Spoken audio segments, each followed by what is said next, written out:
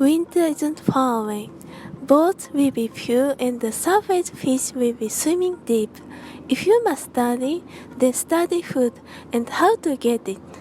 This flying business is all very well, but you can't eat a glide, you know. Don't you forget that the reason you fly is to eat. Jonathan nodded obediently. For the next few days, he tried to behave like the other girls. He really tried screeching and fighting with the flock around the piers and fishing boats, diving on scraps of fish and bread, but he couldn't make it work.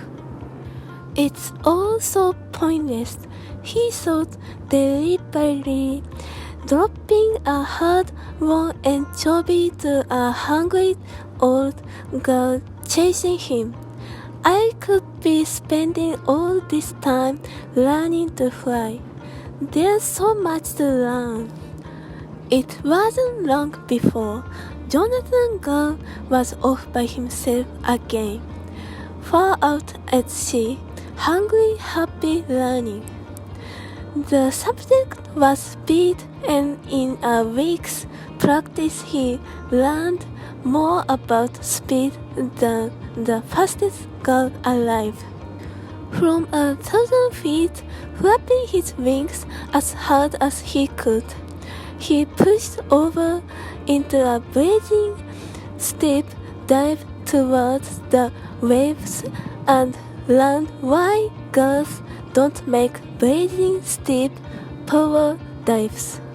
In just 6 seconds, he was moving 70 miles per hour, the speed at which one's wing goes unstable on the upstroke.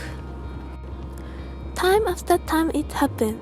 Careful as he was working at the very peak of his ability, he lost control at high speed.